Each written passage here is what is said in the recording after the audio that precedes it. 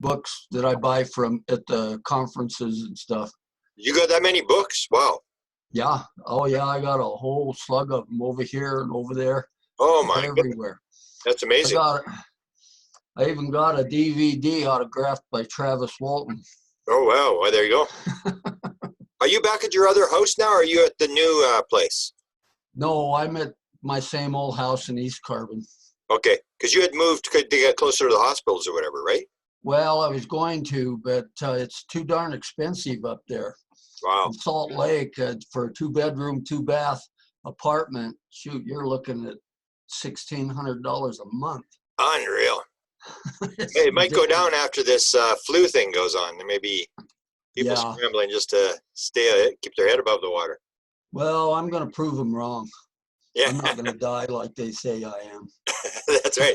But there's lots of people. I know one girl, the first one to die in our city. I know who she was. So it's kind of, there's lots that's going around. But I'm glad you're doing it, because you're looking pretty good for a guy that was supposed to be out of here months ago. Yeah, I know. It's going on a year, and they told me I'd be lucky if I lived that long. Wow, yeah. So everything, the tests are all good, the liver and the yeah, no problem. No sign of liver failure or kidney failure. Wow. They said those would be the first 2 to go. There you go. Well, I think LB's helping me. Yeah, you've got it going. They want you to finish off some work, I guess. Yeah, I think so. But I still think a lot of my what I'm supposed to do, I think a lot of it's on the other side. Oh, yeah. Who knows? It's just a thought. Yeah. You got any plans to come back when you finally leave? I mean, because that's what I want to talk to you about tonight. That's what I want to come back and visit you. I'm looking forward to it. Yeah. If I outlive you, that would be the key. But yeah. So let's go through this story. You told me that you told this story. I saw you posted it with the Sasquatch. Go into the sort of the history of your working on Sasquatch and how this event takes place. Yeah. Okay. You've been to Marley's meetings. I know you have. Yes. Because I've seen you there. Yeah. Did you know a man named Daryl Smith? I probably met him. If I had seen a picture, I would probably know him. Yeah. Yeah. Yeah. He, when I started going to Marley's meetings, he would give presentations on Bigfoot. Okay. And I was so excited. At one meeting, we stayed afterward and talked outside. Yeah. And we got together and started going out looking for evidence together. And oh, shoot. I guess it was about 2 years after we started doing this, he contacted ALS, Lou Gehrig's disease. Oh, yeah. Wow. That's a bad way. And it was pretty bad for him. I'd go up and spend the day with him. Yeah. And he got to where he was paralyzed, couldn't move. Oh, terrible.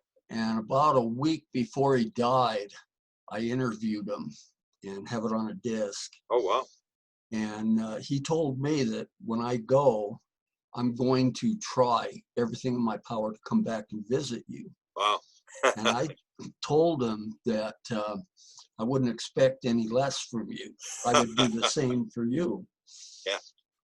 And after he died, after the funeral, I think it was about 3 weeks to a month. Okay. I had this vivid dream, and he came to me in like a white haze. Yeah. And he told me, he says, Ron, he says, I know everything about Sasquatch. And he says, you would be surprised what I know. Wow. But he says, I cannot tell you. He says he's not allowed to reveal it to anybody on Earth. And so he says, but all I can tell you, Ron, is be prepared. Something wonderful is going to happen to you. Wow. And then I woke up. And so I kept thinking about it and thinking about it. I wonder what that is. So I think it was about a month went by after that.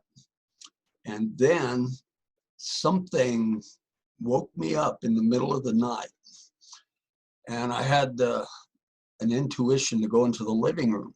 Yeah. So I got up, came into the living room here, and this white light appeared in my living room. Okay. And it turned into a vertical beam, just exactly like the ones when LB would come visit me. So like a tower of light? Yeah. And how wide would it be? It was probably about 8 inches in diameter. Okay, okay.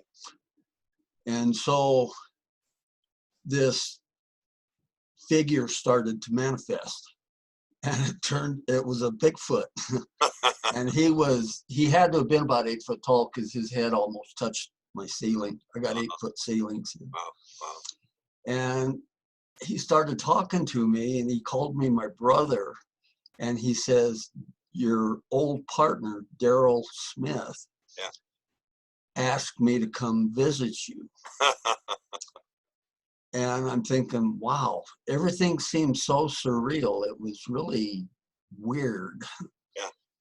And he says, I would like to take you to meet my family. We have family structures just like, you humans. Okay. And he says, will you go with me? And I go, sure. So he turned kind of back into a pillar of light and turned into it. And then it kind of shrunk down into a ball of light. And then I turned into a light. And then everything turned kind of like a hazy white. Yeah. And then when I came to, I was in this cave, and there was like 8 other Bigfoot in there. Wow. And they were, one of them was ripping a deer apart and offered me a piece of it. And I told him, no thanks. And then he started telling me that this is my family. And he says, we have family structures just like, you do. And then he says that what's weird is I could feel it was cold in there, and I was freezing my buns off. Yeah, yeah. And I could feel the dirt on my feet and everything. Yeah.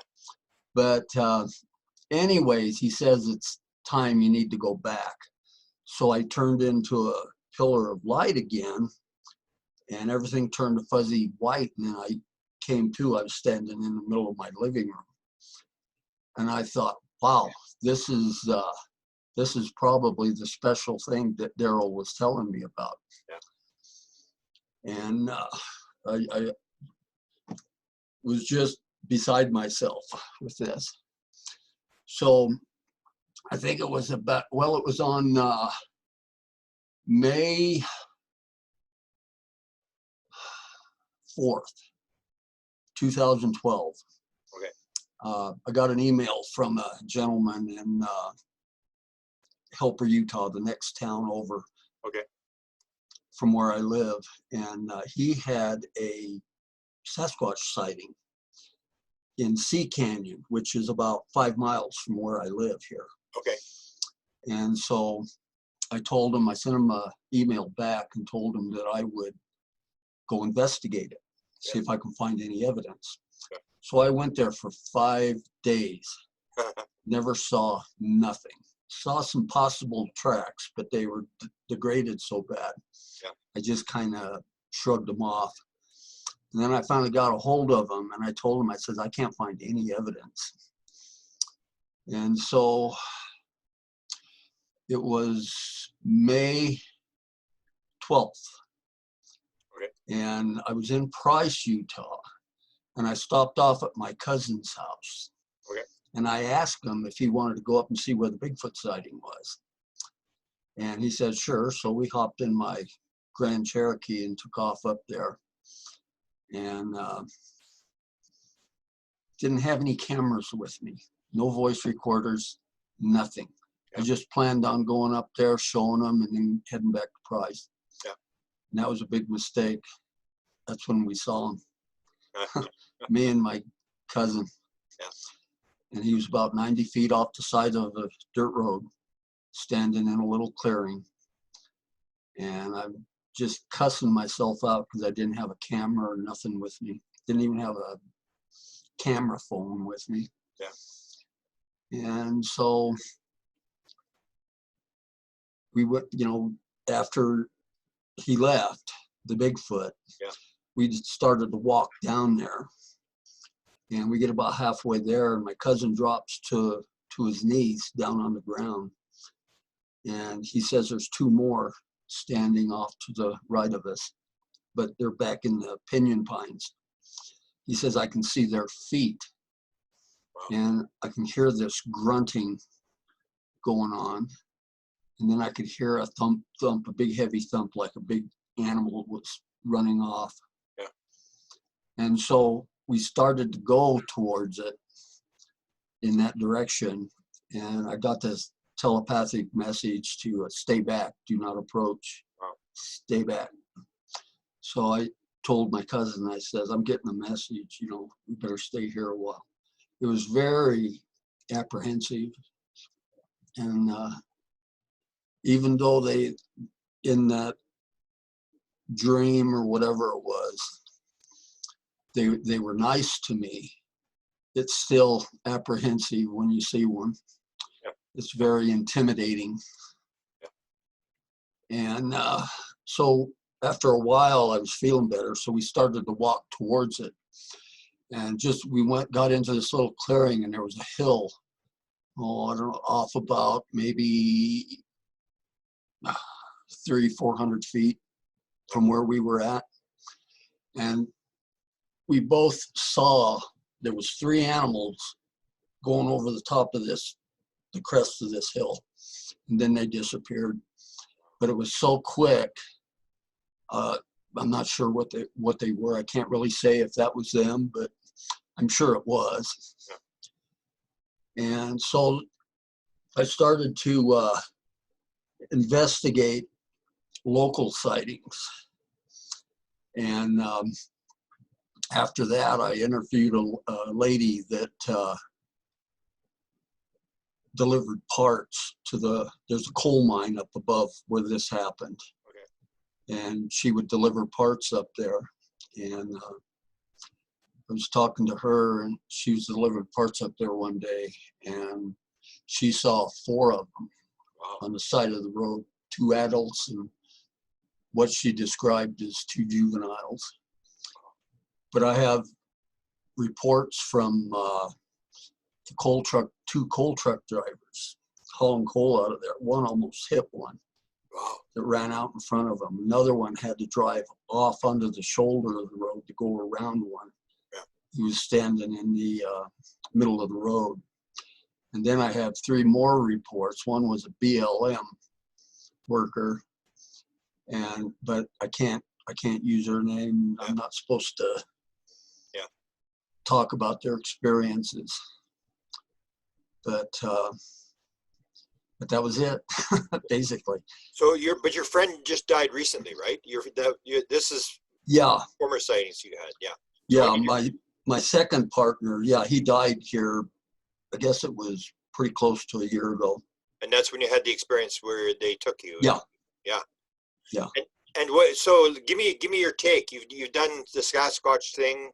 We're supposed to do a big guy in Ontario, so I want to ask you, what's your take on it? Do you think they're hiding there? Do you think they're being dropped off? Is there a connection to UFOs? And most importantly for you and I, what's the spiritual connection to this whole thing? Well, the spiritual connection for me is the Daryl coming back from the afterlife and telling, and not warning me, but telling me that something wonderful was going to happen. Yeah. That's the one connection I can make with it. And how I discussed with you, told you about Elby taking me to these different planes, dimensional planes. Yeah, you mentioned the one with your mother. I don't know about the others, but you said there was more than one. Oh, yeah, there was quite a few of them. Why would you have the spiritual, being shown to different levels and stuff? Because a lot of people, I think you're one of the few people that's described that. Yeah, there's the first one. Oh, how do I go about saying this? When it first started to happen, I was having these contacts, ET contacts. Okay, this is about 2010, right? When you start with LP? Yeah, this was right around 2000. I had 2000, okay. an encounter when I was living and working in Hawaii. Okay. I had 2 encounters there. And they actually took me aboard a craft. But it was about that time I started to get into the paranormal, you know, ghost hunting, and this is all related, every bit of it. Yeah. And I started, and I'm somewhat a religious person. I'm LDS, as you know. Yeah, yeah. And I remember a passage in the Bible that says that if you ask, ye shall receive. Yeah, okay. So I started asking and meditating both. Okay. I wanted to witness and see some of the mysteries of God. Okay. And this went on for years. Wow. And then all of a sudden, this weird stuff started happening. LB appeared, started coming to me. And describe LB again for people that might be watching for the first time. Okay, he's a being about 5.5 foot tall. He's got a large cranium. Yeah. He's fairly dark brown colored, real rough looking skin. Yeah. He's got big black, not completely round, but nearly round eyes. A very small, not quite pointed, but a very small, petite chin, yeah. Mouth, nose, no hair. And then he's got 3 ridges on the top of his head. There's a center ridge and then 2 smaller ones, okay. One off to each side. And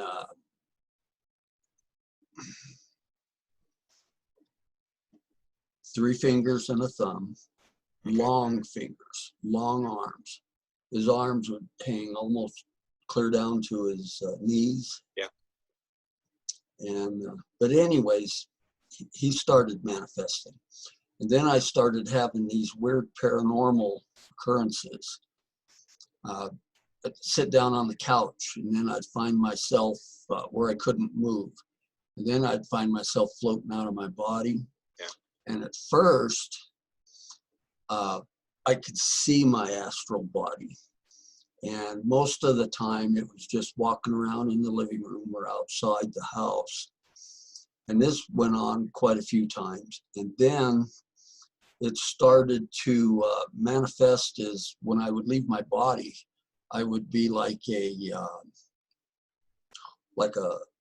white light. Okay. And I could see the glow from it. Okay. And I'd be up on the ceiling, and I could see myself laying on the couch. Okay. And then I started thinking about where I'd want to travel and stuff. And I'd go to, back California where I grew up. Okay. I would just go everywhere, anywhere I wanted. Anything I thought of, that's where I'd go. And you go instantaneously, just think about it and you were there? Just the speed of thought. Okay. And I'd be there. And my sister, well, after that, when it started happening, I would there would be no light. I didn't have an astral body, but it was like pure consciousness. It wasn't, there was no form or anything to me. And then I would go, and then LB started. When I got to that point, LB would start showing up. And then he would take me to these different levels or planes. Dolores Cannon, I read her books, Convoluted Universe. Yeah. And she talks about different planes or levels of existence. So what would be the difference between the levels in terms of things that you would see? So compare one level to another just to... Okay, the first level he took me to was one of the lower levels. Okay. And it was just a solid gray void. Didn't have it. It didn't. You couldn't see a top. You couldn't see a bottom. Yeah. There was nothing in there. It was just like a thick gray fog. Yeah. And when he took me to that one, LB showed up to me, and there was others there that I could feel, but they were invisible. Okay. And he was just telling me that they traveled the vast distances by transversing the different dimensions. Yeah. And he had this device there, and he was showing it to me. And he said, with this device, we can transverse the distances of the cosmos, of space. And it's easy, it's faster to get from point A to point B by going through the dimensions. Is this something he's holding? No, this is a fairly large machine. It was there was about, it looked like a disc about 5 feet in diameter. Wow. And it sounded like there was something spinning inside of it. Okay. And there was a beam of light coming off the top, and it looked like it just went forever. And it was sitting on like a round pedestal. But like I say, you couldn't see there was no solid looking ground that it was sitting on. And so anyway, that was one. And another one, I went back to California, and I was over the LA airport, and I was watching where US 101 goes. There's a tunnel that goes underneath the runway. Okay. And I'm sitting there watching that, and I says, I'd sure like to see this, what it looked like back in 1940. Wow. See the difference. And then pretty soon I heard LB's voice, and this big thick fog came. And then when the fog left, there was the airport was still there, but it was nothing. There was no tunnel. There wasn't a runway right there. And all the cars were these old 1940s and 30s and 20s cars. Wow. Running around. And LB says, this is what it looked like in 1940. And it was neat. Wow. Amazing. And then you had the one with your mother. That would be I had two of them. Is there a higher plane other than the one that your mother showed you? No. LB told me that this is the highest plane, and that when I die, this is where I will be. Well, that's encouraging. Yeah, it is. That gray world didn't look too promising to me. But the first time I saw my mom, I had laid down on the couch. I was just extremely tired that day. Yeah. And then all of a sudden I found myself floating out of my body, and I was looking down on it. But I didn't have an astral body. I was just an invisible consciousness type. Consciousness. Yeah. That's the only way I can describe it. Yeah. Awareness. Yeah. And so LB says, I'm going to take you to and show you the upper planes. So he took me to this. It was like a garden. It was beautiful. The colors were vivid. And my mom was there. But she didn't have a body. You couldn't see her, but I could feel her presence. Okay. And we could talk to each other telepathically. Okay. And off in the distance was this same building that I told you about. Yeah. It looked like a temple, but we didn't go to it on the first time. Okay. I just stayed there. So it looked like a Mormon temple? Is it like Have you ever seen the Manti Temple? No. In Manti, Utah. Manti, Utah. No, I just saw the one a couple times we went to the one in Salt Lake, the big one. Yeah, it was like the one in Manti. Okay. It looked quite a bit like it, but it was smaller. It was only about the size of a small house. Wow. Okay. But the inside of it was vast. Okay, so you mentioned that before. How much bigger was the inside than the outside? I would say probably about 10 times bigger. Wow. Because that's described in UFOs as well. That people, that the UFO is way bigger on the inside. Okay. Yeah, I've heard that from other abductees. Yeah. So anyways, I told my mom, she says it was time for you to go back. You can't stay here very long. Yeah. And I never heard from LB anymore after this. It's just everything turned white, and then I woke up on the couch. Okay. And then the next time, it was basically the same thing. It was like I laid down on the couch and everything, I couldn't move. Yeah. It seemed like that's how it always starts. And then I found myself raising out of my body up towards the ceiling again. Yeah. Then I found myself in the same garden with my mom. Okay. And off in the distance on this little hill is this little, I call it a mini temple. Yeah. Okay. Okay.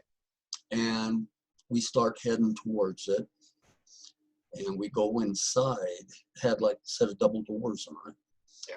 And we went inside, and it was just massive inside there compared to the outside. Yeah. And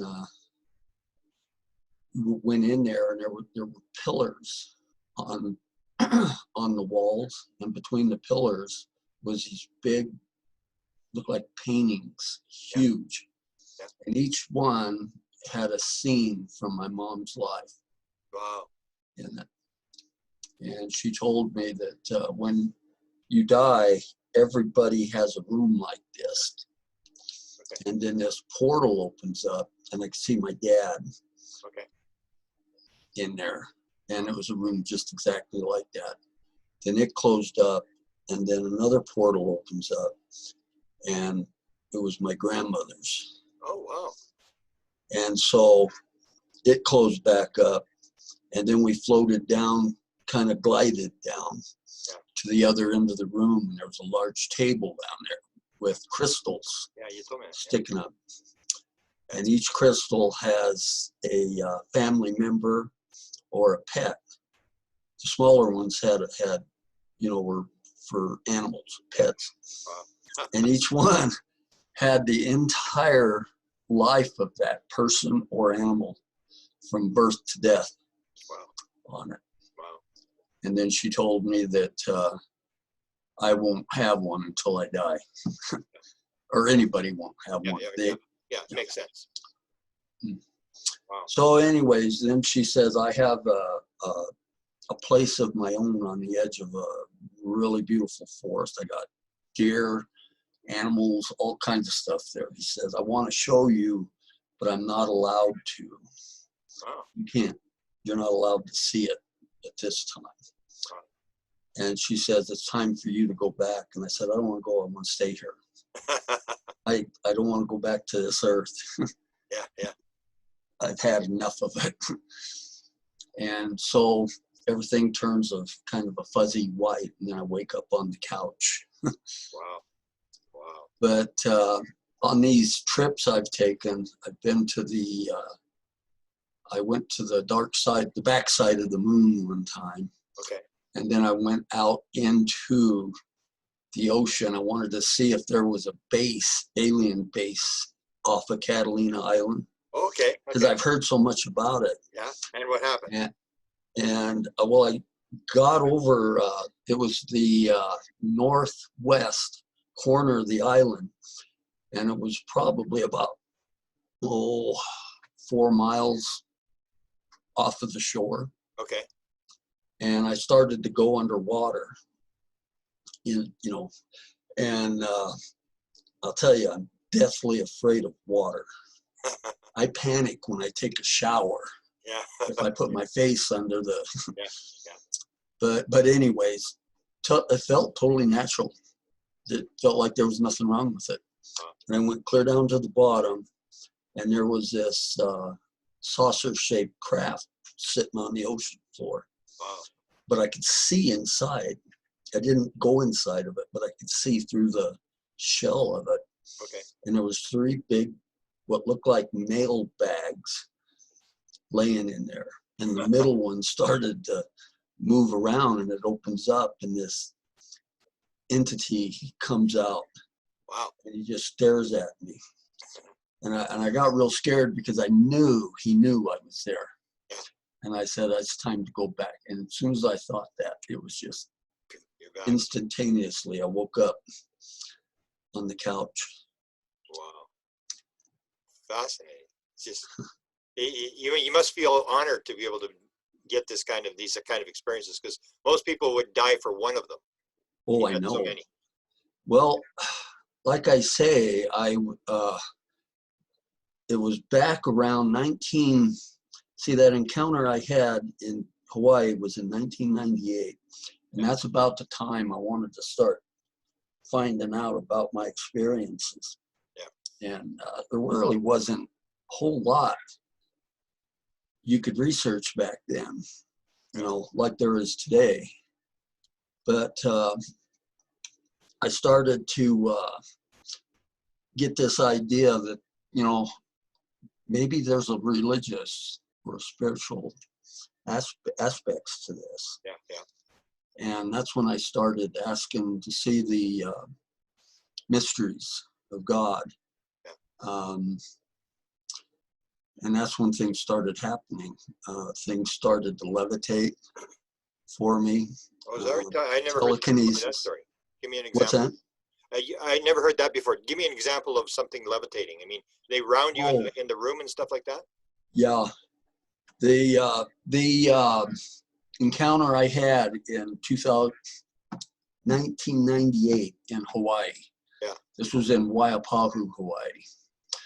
And I had seen a walnut-shaped craft one night coming home from a barbecue we had. Yeah. And so I stopped and I watched it, and it started zipping all over the place. And then it approached me, come up to me. And so I sat there and I kept watching this thing. And that's when it kind of worried me, is when it approached me. And so after a while, I got in the truck and drove home. And as soon as I got in bed, I immediately became paralyzed. Okay. And my bedroom door opened up, and these 6 grays came in. Yeah. But these were different. These had a light blue colored hue to them. Okay. Same sort of size, like small ones? Yeah, they were about 3.5, 4 foot tall. Okay, okay. Typical gray, the almond-shaped eyes. And, yeah, yeah. And so they levitated me off my bed, and they took me out through the wall in the front door. Was there fear involved in this? What's that? Was there fear involved with the grays? Yes, I was scared shitless. Okay. Oh, sorry. That's okay. No. That's what people describe. I mean, that's the thing. Yeah. It's always associated. And I was trying to scream, and I couldn't. It's like I couldn't make a noise. I couldn't make any noise. Yeah. And I keep trying to move. I can't. I'm trying to snap out of this. And everybody keeps saying, all you have to do is pray to God, and it'll stop. Okay. And in all these encounters I've had, I have prayed. I bet I prayed 200-300 times, and it just keeps right on happening. Okay. And, I would pray for it to stop, and it wouldn't. It would just keep continuing. And so anyways, we got outside, and this walnut-shaped craft that I was watching earlier that evening was above the house. It was probably up there, I'm guessing about 200-300 feet above the garage. Okay. And this beam of light comes down and hits me. And then I become vertical, and I just slowly start rising up into it. And I'm just trying to fight. I'm trying to fight, trying to snap out of this. And I can see the 6 little grays down there watching me. Okay. And what's weird, I can see the neighbor's house. I can see my truck parked in the driveway. I can see the garbage cans. And Walmart was 2 blocks from where I lived. Okay. And I could see Walmart. I could see the parking lot and everything. Yeah. And so I start to enter into the bottom of this walnut-shaped craft. And then all of a sudden, everything turned hazy white. And then I found myself laying on this table. It was a round room, and it looked like a counter going around, but there was nothing on it. And it's just me, and I'm laying on this table, and I'm naked, and there's 6 beings. They look like these grays, except for they're white, and these are taller. These are probably 6.5 foot tall. Okay. But they look like the grays, but they were much bigger and a different color. And then I'm laying there and I'm trying to force myself out of this. I'm trying to scream. I don't like it. Even though you'd asked for it. What's that? Even though you'd asked for it. Even though I asked for it, yeah. Okay. Be careful what you wish for, because you might get it. Yeah. That's what I tell people. But anyways, these beings they're not doing nothing to me. They're just looking down, watching me, and I'm trying to force myself out of this. And then all of a sudden, I can hear this big, loud wham. And then I hit the floor next to my bed. And I'm stark naked. The blankets, my clothes is laying in a pile at the foot of the bed. And I get up and I'm just covered with sweat. And just, what the hell happens, Yeah. And so I get up, turn the lights on. Well, I turned all the lights on in the house. And I turned the TV on. I sat there, went in and took a shower, dried off. And after about an hour, I decided to go back to bed, not think about it. Yeah. So as soon as I get back in bed, the same thing happens. I become paralyzed. Oh, no. Can't move. But this time I didn't see any grays or anything. It's just everything turned fuzzy white. And then it was like I come to and I was back in that same room on that table. But there's nobody. I'm all by myself. There's nobody there. And I'm sitting here, oh God, please, stop this, get me out of here. And then all of a sudden I heard that wham again. And I woke up again. I hit the floor and then woke up after I hit the floor. Same thing, naked again, blankets, my clothes at the foot of the bed. And it was just, and then I stayed up the rest of the night. And this all started about, it was about 11:30 at night. And the second time when I woke up, it was almost 7 a.m. in the morning. And it feels like between the two instances, it only felt like maybe 5 seconds. Wow. Time lapse between the two. Wow. Unreal. Have you ever used regression to try to recover memories? I have. I've tried it with Marley, and then with, do you know Joy Johnson? I think so, yeah. Yeah, that was, anyway, she's one of Marley's group members. Yeah. And she does hypnotherapy. Yeah. And I did one with her. And this one was quite interesting. Wow. We got about 3/4 of the way through it. It was just a little over an hour long. Okay. And we were trying to find out who Elby was, where he comes from. Okay. Because like I say, he's real vague. He doesn't tell me anything other than what I think I need to know. I've asked him many times where he's from, but he never answers me. And he never gets older, correct? What's that? He never gets older and he has no clothes, no, correct? No. He always looks the same. Yeah. And, oh man. So you're doing the regression. Yeah. What's that? So you're doing the regression. Yeah, we're doing the regression. Yeah. And it comes out, I was having a recurring nightmare from an encounter I had in Woodruff, Utah, Okay. back in 1973. Okay. And oh man, this is there was in this dream, this recurring nightmare I was having. Yeah. There was an entity in there, and I'm not sure, but I think it was LB. Okay. It seems like that's who he was, but it might not. It might not have been. Okay. But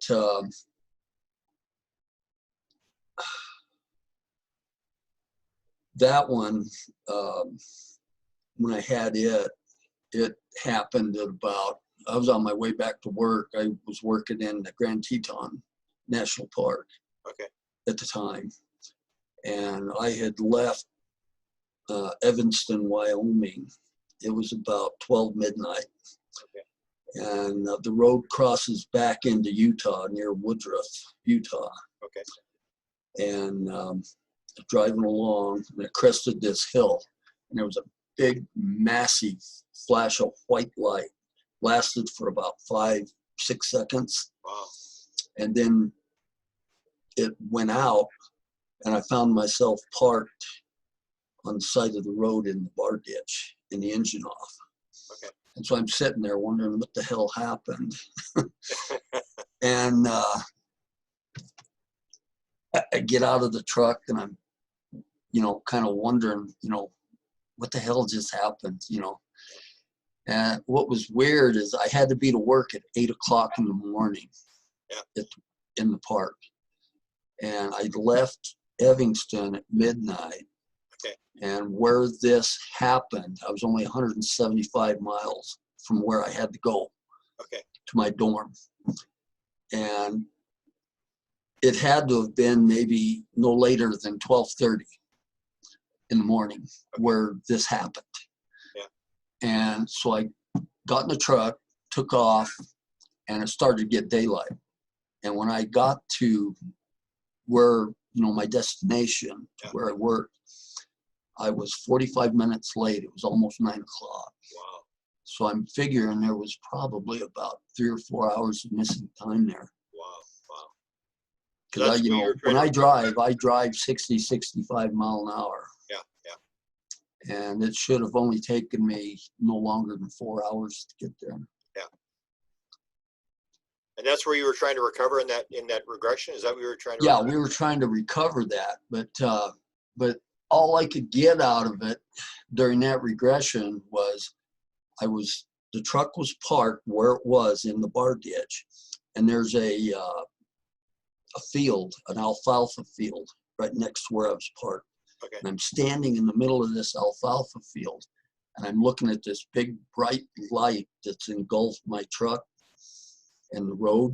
Yeah, yeah. And I can see the top of this craft sticking out. It's a round craft. Yeah.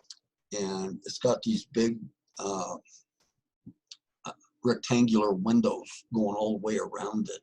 Okay. This thing is huge. This thing's got to be about 250 feet in diameter. Wow. Okay. It's big. Yeah. And then I started, after this is when I started having this recurring nightmare. And it had this same craft in it. But at the time, I didn't really know that much about UFOs, ETs. Yeah. I thought I was being harassed by demons, to be honest with you. Okay. Yeah. And so there was, in this regression, it talked about this round craft. And then I started having this nightmare of me going inside this craft. And there's people laying all over. Yeah. And it's a Taurus. You walk in, you can walk all the way around, come back where you entered at. And about halfway around, there's a door going to the inside. Okay. And there's a stairway going down, and I go into it, and there's a real skinny hallway. I just barely fit in it. Wow. And the doors are only about 6 foot high. Yeah. And so I walk all the way down there, walk all the way to the end, and there's this room. And I walk inside this room, and it's probably about 20 foot by 20 foot. And there's an armless, pedestal-less chair sitting there. And if you sit in the chair, there's what looks like a chalkboard you'd be looking at. And I get real scared, and I leave, and I go running out of there. Anyways, I had this dream over and over and over for years. And then finally, the last time I had it, I stopped and went into this other room, and that's where this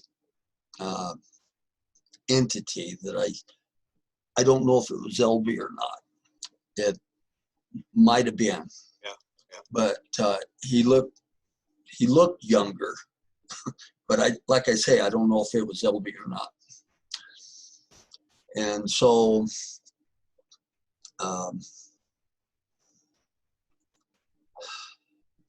that's it on that. But during this regression, it also come out, this is what's weird. It came out that you got to hear the tape. It came out that LB was my son. Oh, wow. Have you ever heard that before? Yeah, I'd have to think about it, but it rings a bell with me. Yeah. Yeah. And it just, I mean, I was, the emotions was running through me, and I couldn't stand it. And then she had to bring me out of it right after that. Wow. But right during that part, before she brought me out, this entity, I could see it in my mind appearing to me. And it had a triangular shaped head. Okay. And this thing was pure evil. It wanted to kill me. Yeah. I called it triangle head. And it just, yeah. And I was just screaming and trying to get it away. And where was it on the ship? When you were on the ship, or where? No. I'm sitting in Joy Johnson's chair. Oh, okay. But she has a recliner I was sitting in. Yeah. Boy, and I was all over it. I was, I wanted out of there. And I got a copy of it. She gave me a copy of it, but she plays the background music so loud, it's hard to hear some of it. Yeah. I'm going to have to see if I can get rid of some of that background music and send it to you. Be interested in it. Yeah, that's sometimes they're pretty dramatic, the regression tapes, especially if you've got to listen to yourself in there. And then we tried at Marley's house once. Yeah. And all we could get there was back when I was about a year old. These little grays were messing with me. They had kids in these little cubicles, and I was one of them. Okay. And they took me out of the thing, and then they slammed me. They were real rough. They slammed me face first down, and they were doing something to my backside. Wow. And during this regression, I told people that I can't describe this talking as a 1-year-old. I have to tell it as an adult. And when they, what happened? I'm here. I lost the picture. Oh. It just went away. Okay, as long as you can hear me. Yeah, I can see you and I can hear you. Oh, okay. I don't know what happened. You look like you're about to get abducted there. Yeah, maybe. So you lost your screen. That's okay. Yeah. But anyways, I don't know what they were doing to me, but I started telling about this, and then the Salt Lake City Weekly did an article on me and 2 other people. Oh, wow. And they talked about this. We talked about it in the interview. Yeah. And people were just ridiculing me, yeah, left and right, because he says, how can a 1-year-old talk like you're talking now? Yeah. And I said, you got to read the article. You know, I can't describe it as talking as a 1-year-old, you know. But anyways. Who were the other 2 people in the article? Were they related to you? It was, oh God, what's his name? Oh, heavens. I can't, I can't think of it. But he lives in Portland, Oregon. Oh, okay. He used to live in Utah, but he moved to Portland. And then the other woman was from Ogden. I have no idea who she was. I'd have to get the article out. But they weren't associated with your case, though, were they? No. They were 2 separate cases. And they just they didn't talk about everything. They just only picked out a couple of items and talked about it. Do you remember back before you were born, or do you remember any sort of sole contractor agreeing to come in? I don't, but I can remember. I got a memory of laying in a crib and looking through the bars. The bars. Yeah. Like a prisoner in jail. Yeah. And I remember my mom giving me baths in the kitchen sink. And I can remember riding in a car seat, but I can't remember anything beyond that. I can't remember the pre-existence or anything. Yeah. And one other question: Did they ever show you? A lot of people report the screen or the window. Did they ever show you the state of the world where you see sort of things happening to the world, or how we're messing it up, and stuff like that? You ever see that? No, but I started when I was asking for all the mysteries of God to see them. Okay. I was having these. I keep a dream journal, and I've got these all documented and dated. Yeah. But there's so many dates; it's hard to remember them all. Yeah. But I had these dreams of cities being destroyed. Okay. I've had 2 dreams of Salt Lake City being flooded, all the way from Nephi clear to Ogden. So how does the flood happen? Do you have any details? Like, I'm assuming it was an earthquake. Okay. And this was all underground water that come up. Okay. I've had and these are fairly vivid dreams. I've had one of Kansas City being destroyed by an earthquake. Okay. I've had 3 of Seattle being destroyed by earthquakes. Wow. And 2 of Los Angeles being destroyed. Dreams like that. Wow. And it's usually earthquakes for you? Is that like, because some people will report fire, or they will report a wave? They were all earthquakes, other than, water. Salt Lake being flooded Yeah. by water, but it was caused by an earthquake. Wow. You got you having an incredible life. How's the book coming? Well, now that I got a lot of time, I can get back on it again. Yeah. I want to get this wrote so bad, written. Yeah. I can't, it's hard. I've got so many things to talk about. It's hard to put them all in perspective with one another. Yeah. Well, how are you breaking it apart? Are you doing a chapter on Hawaii and a chapter on dreams? I don't know. I break my experiences up into 4 sections. Okay. The first section is what I call the beginning. Okay. That's when I was, little kid. Yeah. My young years. And then my second section, I call it a purpose. And that's when I had the entity and they were forcing me to, they were taking sperm samples. And I believe it was a hybridization program. And then LB comes into the picture and I call it my consciousness. I got this from you. My consciousness experiences.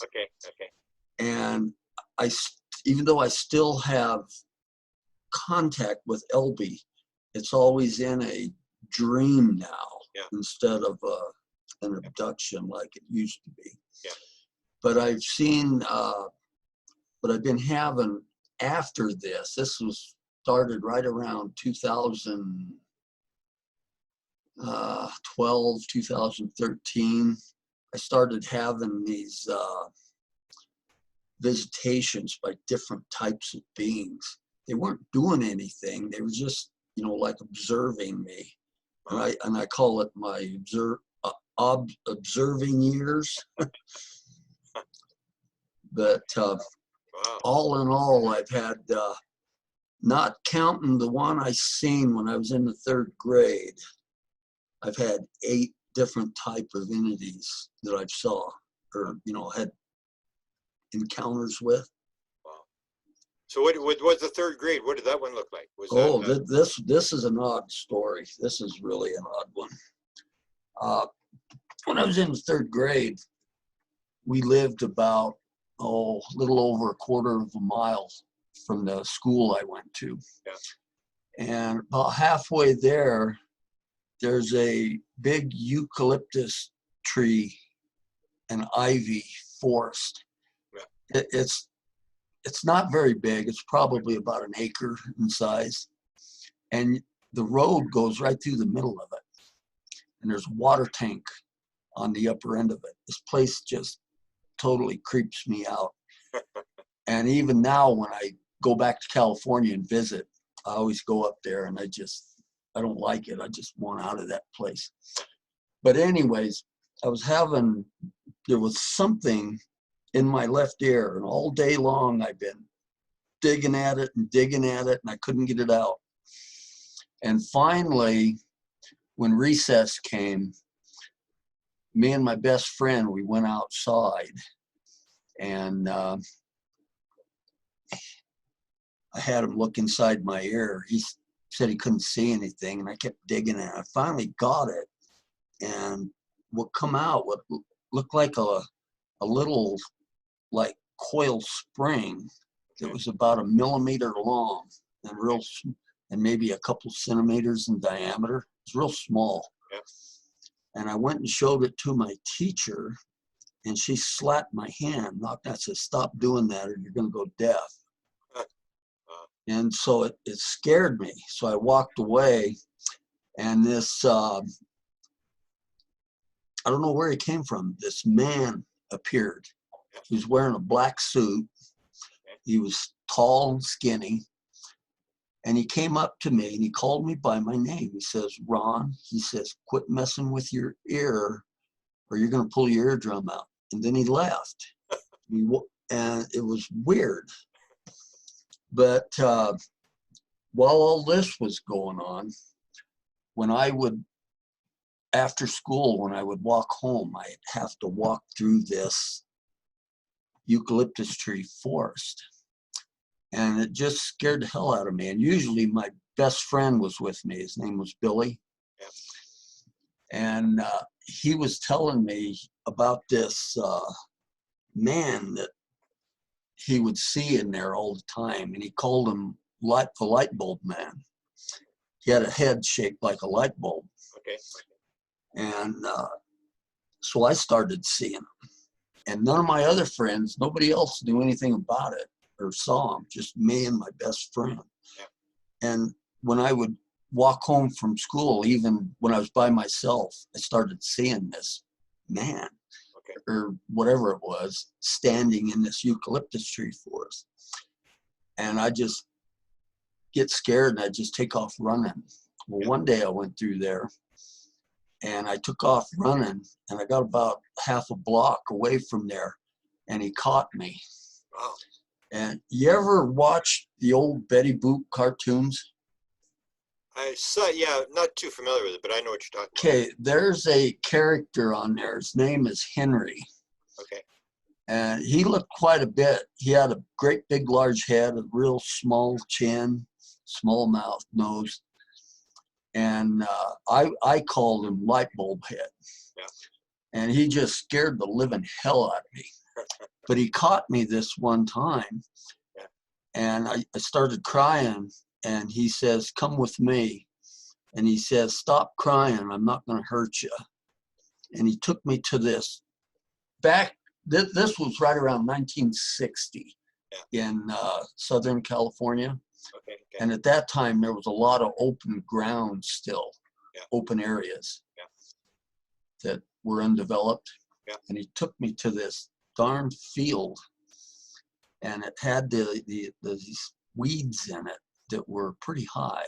Yeah. And we went out into the weeds. He took me out there, and there was a cement slab. And he told me to fold my arms and put my face down into my arms and lay on this slab. And he said, stop crying. He says, I'm not going to hurt you. Yeah. And I was just panicky almost.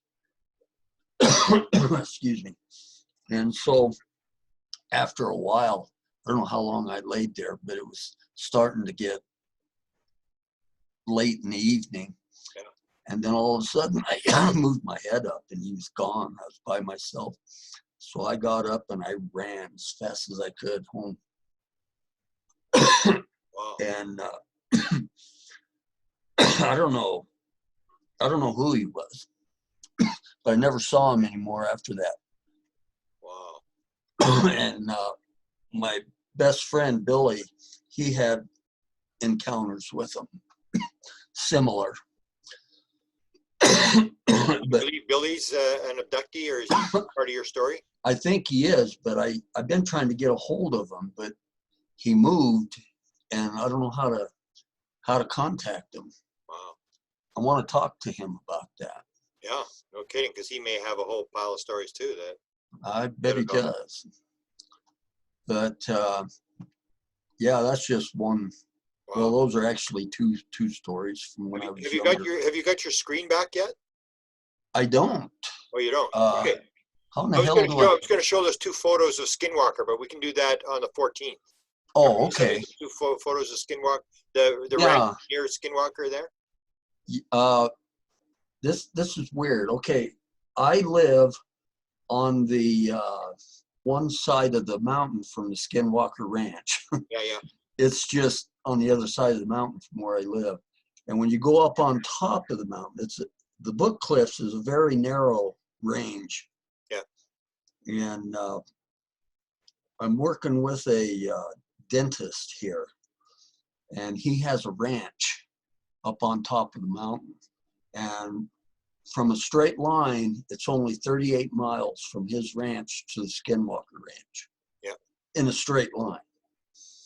And boy, he's got some weird stuff. On the 14th, I'll show you the pictures I've got off his security camera. I've got them here. I've got them on the screen here. Oh, okay. Hang on, let me make sure we've got the screen here. Because the first one, you can sort of describe it. You can't see it, but I've got it popped up here. Hang on, it's coming up. Okay, this is the one where how in the heck? The guy's walking. There's sort of a trail there, and it looks like the guy's in about 3 different dimensions. Oh, okay. Has he got his foot sticking out? Yeah, his foot is sticking like he's walking. Yeah. Yeah, that's a shadow person.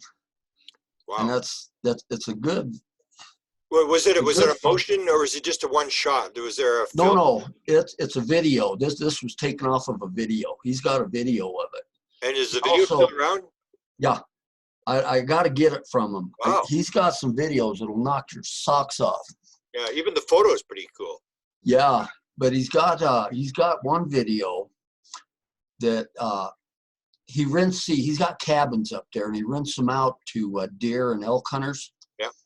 And he had this one elk hunter up there. He was by himself, and he come out of his come out of the little cabin, and the video shows a small child walking behind them. Wow.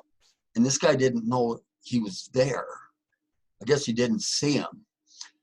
And so the owner of the property was showing this video to different ranchers in the area. Okay. There's a lot of ranches up there. Yeah, yeah. And I guess he was showing it to one in 9 Mile Canyon to some people, and they, I guess it upset them. They said that was their son that died. Oh no. And but he's having all kinds of weird things. The other photo we have Bigfoot. here is of the guy standing in front of that little. There's two little sort of barns or little sheds. Yeah, those are little cabins that he rents. Yeah, and there's a black guy standing in front of the one door there. That was off of Yeah, as well. that's the same person that's walking with his foot out. Oh, okay, okay. Wow. Yeah, looks like he's wearing a hat. Yeah, Is that the one? Yeah. Yeah, that's the one. Yeah. So what do you guys think, or what do the ranchers think? I mean, because everybody's heard the skinwalker stories. What do you think's going on there? I think it's just I don't know. It's with the Skinwalker Ranch being so close by. There's usually, according to when I've talked to Indians about the Skinwalker, the ones that would actually talk to me about it, yeah, they tell me that there's a path that the Skinwalker will use to go back and forth from. Okay. And when I told them about and showed them these pictures, they were telling me that this ranch that I've been investigating is right in the path of the Skinwalker. Oh, okay. And that's what all this stuff is manifesting. That's just what I was told. Yeah. And then they told me there's another place. It's like just exactly like the Skinwalker Ranch down here. It's down there by Fredonia, Arizona. Okay. Down by St. George. Oh yeah. That said the same kind of stuff happens. Yeah. Wow. That's happening at the Skinwalker Ranch. Wow. Now, I don't know that much about the Skinwalker Ranch. I've been there many times. Yeah. I haven't been on the ranch, but when you could drive on the access road before they made it private, I used to go down there and sit there at night and take pictures and watch the weird red lights going through the trees and stuff like that. So it's like orb lights you're talking about? Yeah. Yeah, these are like different colored orbs and stuff. Wow. And a good friend of mine, Ryan Burns, do you know him? No, I don't. Okay, he got a book, Beyond Skinwalker. Okay. They wrote, this is the guy, if you want to know about Skinwalker Ranch, the guy you want to talk to. Yeah. Other than, that news guy from Nevada. George Knapp? George Knapp, yeah. Yeah, because it's a pretty popular subject, and you're pretty close. I don't think most people know that you're right in the area. And I'm within probably 45 miles of it. Yeah, wow. Mm-hmm. Beautiful. Okay, we'll leave it for that tonight. I was actually going to get you for 20 minutes, and we got you for an hour. Okay. Again. And you're doing Dave Evans' show on Thursday, I hear. Yeah, that's on Thursday. Yeah. I'm glad you're finally getting your story out, and it may help you in the writing part where you're going over it. I think it will. I'm debating on whether to do part 1, part 2, or do it all in one book. I don't want to come up with a book that's going to be 500 pages long. I want to keep it right around maybe 225, 250 at the most. Yeah, that's what you should do. That's because a lot of people don't want to read long books. In fact, a lot of people don't. Like, that's where a lot of the interviews that you do with me or other people, most people are going to see those, because I've got your interview will get 4,000, 5,000 people watch it. Where if you got a book, you're only going to sell whatever, not many books, because people don't read books anymore. They watch YouTube. Yeah, I know. Yeah, I noticed that. And I'll tell you, ever since that last interview I did with you, I have Oh my God, I bet I get 100 friend requests every day. I can't keep up with it. It's just overwhelming me. Has anybody got some stories that sort of knock your socks off in terms, because that's what a lot of people want to do, is they want somebody to hear their story. Well, I haven't heard anything from anybody yet, but I'm gonna, if I do, I'll let you know. Beautiful. Well, you've been a good friend, and I'm always appreciate the fact you take time to talk to me, and because for a long time you and I knew each other. We'd go with Marley and Earl to the conferences, but we never talked about UFOs. I didn't know you had this. Oh yeah, bizarre story. I remember the first time I met you was at Marley. You were talking at the library, and then we all went to Marley's. Yeah. And then you, me, and Marley went to a restaurant after Marley's meeting. Yeah. Wow. And Marley said, "This is when I was going to do the regression." Oh yeah. You told me and Marley that you would love to be there. Yeah, in that place. Yeah, well, I'd like to hear the tape if you get the tape, because that's. I will, but you got to listen real close to it, because these darn people, if they would cut that background music out, or at least turn it down, they play it too loud. Yeah, it doesn't make any sense. Why do you need music in a regression? Yeah, really. Wow. Well, thanks, Ron, and we'll see you on the 14th. Good luck with Dave's show, and we'll do it again, and you may get more swamps, because they're going to promote it pretty heavy, because a lot of groups are now doing online, because that's what's happening with Winnipeg. They're doing online, and the big Phoenix group, they're going to let them know. We're going to alert I've got a list of 400 people for the rabbit holes that I have on the Saturdays. So there'll be a lot of people online that'll be watching, and your story is finally getting out, because you got one of the better stories around. I think that I have got volumes of stuff. I haven't even told you a quarter of the stuff. Well, we'll try to get some new stories, because we've got this one, and we'll try to go. But we'll have to go through the basics in 14, so that people know the background of the story, and then try to get to some stuff that you haven't talked. At least we got that tonight. I'm glad I got the Sasquatch story down. Yeah. Because you were telling that one, and some of the dreams you had, with all your ancestors showing up, or this. Oh my gosh, I've been having some weird dreams here in the last month. Wow. I've had 2 dreams of family reunions, all with my deceased relatives. Yeah. And Marley's son died. No, I didn't know. Oh, I'm sorry to hear that. Yeah, he was in my latest dream. Oh no, I didn't know that. I'm very sorry to hear that. And then my dad has been showing up in my house in the last 3 days. Once he was sitting in my easy chair, and then he showed up 3 other times standing in front of my bedroom door. Wow. So I don't know. They say that before you go, you're going to start seeing relatives. No, you're getting them in spades, but you look pretty good. I mean, Well, yeah, I feel fine. I don't feel. I told the doctor I'm going to prove you wrong, and he just smirked at me. You proved you wrong already. You're way past the date. Yeah, he shook his head and he says, "No, you're not."